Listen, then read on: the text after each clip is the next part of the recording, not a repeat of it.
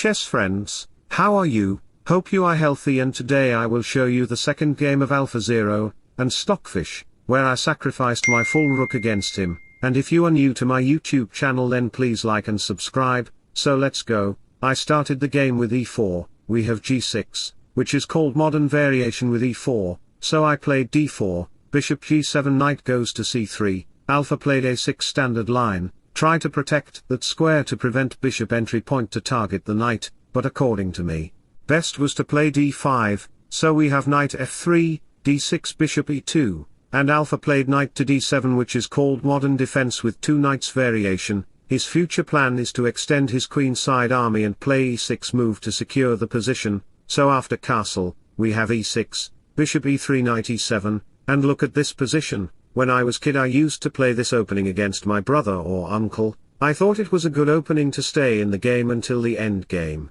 because that time they were better than me. Alphazero did it the same thing with me because he thinks I am bigger than him, that's the truth. So we have queen d2, h6 bishop d3, b5 knight back to e2, I want to play c3 to make a pawn chain and a4 to break the queenside army. We have bishop e7 and Alpha can consider c5 and knight c6 on his next move, so I keep him busy with a4, pawn takes rook takes, c5, knight goes to g3, and we have pawn exchanges on center square.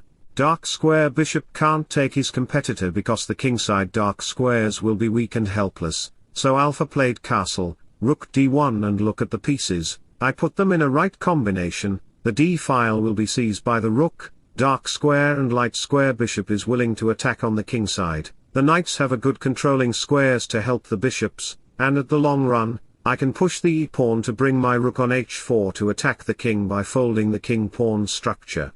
Alpha says go ahead, I don't have fear on you, bishop e2, and I am threatening to take the bishop. After king takes bishop I will win the center pawn. Alphazero is intelligent enough to calculate this because he is a Stockfish subscriber. So he played knight f6, but the problem is not over yet. A quick decision alone will not solve the problem. You have to be patient and observe what is the cause of your problems. If you understand the cause, then you will understand the solution. There is bishop takes h6.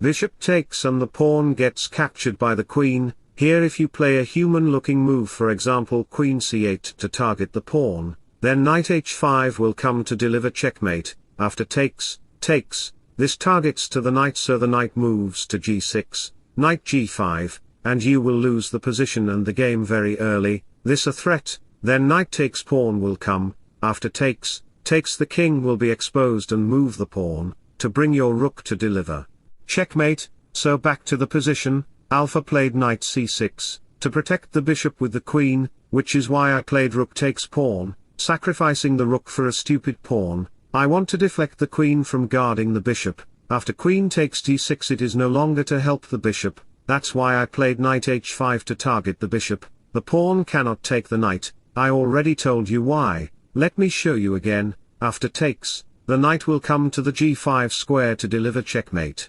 So you have to take the knight, queen takes bishop check, king here, check, the king cannot escape from his own prison, so after king here e5, that's the killer move with my killer attitude. The queen is under attack and checkmate is coming at the same time. You have to protect one of them. So after queen here, rook takes c6, knight d5, and that's it. I will get a very good queen and bishop position. I will get past pawns and I will totally win the game. So back to the position.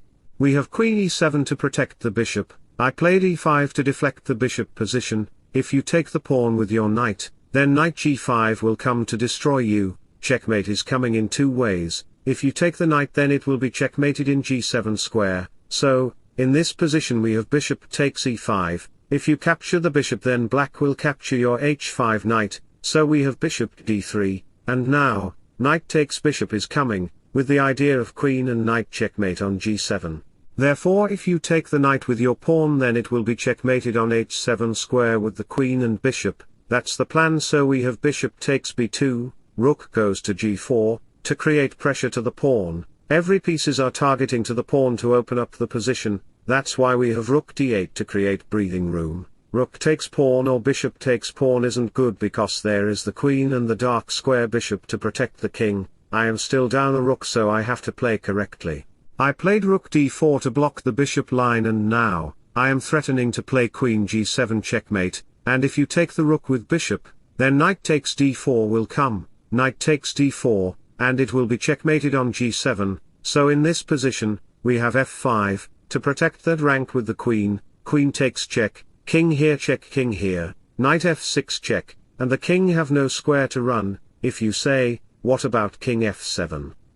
Then it will be checkmated by the knight. Never think yourself stronger than a lion and never think you are smarter than a stockfish. So chess friends, if you want to become a grandmaster in chess, then you can like and subscribe to my YouTube channel, where you will find educational and learning chess contents from us. Back to the position, alpha played queen takes knight, queen takes f6, and after few moves later, we have queen takes e6, and I am totally winning here, because his king is exposed. That means that I can give him threats millions of ways.